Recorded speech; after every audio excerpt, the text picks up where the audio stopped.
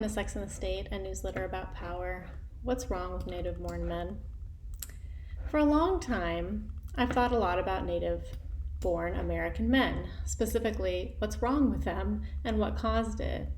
I'm talking about a bunch of things here: resentment, low and declining labor force participation rates, radicalization, grievance politics, violence, populism, loss of status, wage stagnation, changing gender roles, deaths of despair, atomization.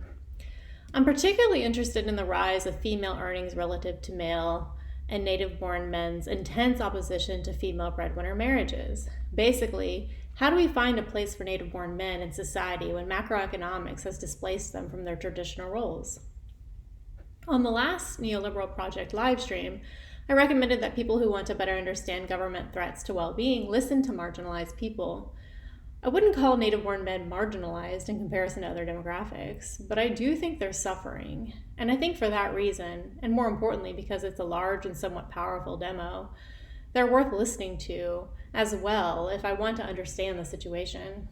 I've read studies, but I wonder how representative and empathetic they really are. So I'm interested in finding sources of info that could be academic think tanky, but are closely connected to their lived experience. One thing that I think plays a powerful role in this situation is expectations. When I was growing up, my expectations for adulthood were pretty low compared with how life has turned out for me. As a woman in the South who didn't come from means, I was never told that X, Y, and Z were waiting for me if I just did A, B, and C. I aspired to a white-collar job, a house, 2 cars, maybe some kids, and a similarly employed husband. But it never felt assured to me. I assumed I'd have to work hard for all of that. It feels to me that native-born men were told if they went to college they'd get a white-collar job, a wife who works but earns less, a house, 2 cars, and some kids. Or if they didn't go to college, they have all the same things but a blue-collar job. Furthermore, the white ones were told, and are still told, that simply being white and male would be enough to deliver those things to them if they put in a modicum of effort. And there was a time when all that was mostly true. But it's definitely not true anymore. From that lens, the grievance makes sense.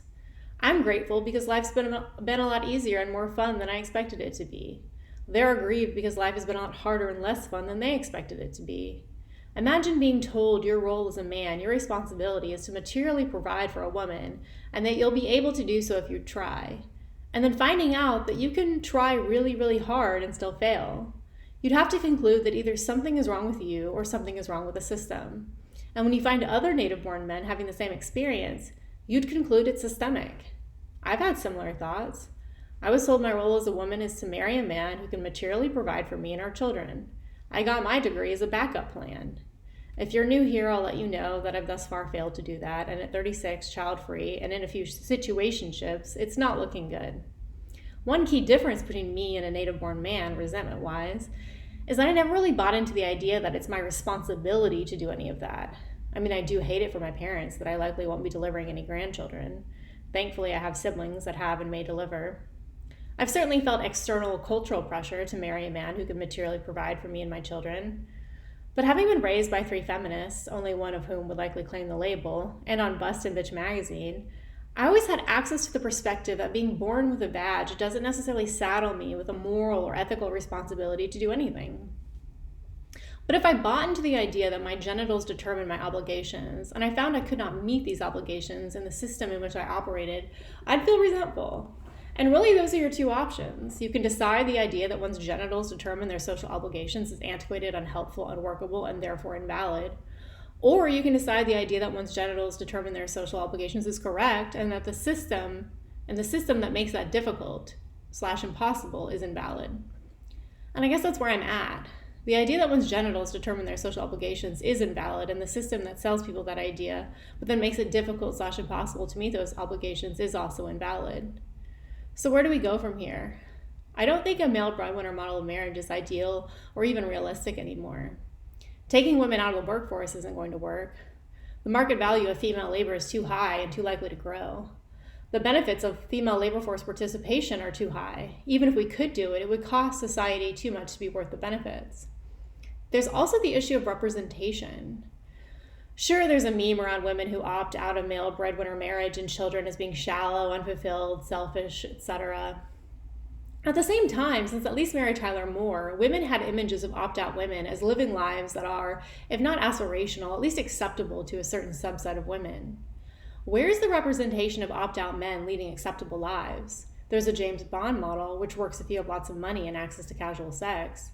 But for the men with average or below money and looks, the cultural narrative is that it's pathetic after a certain age to do anything other than the male breadwinner model. That sucks. Another open question: will women be on board with a non-male breadwinner model? I left my non-breadwinner husband.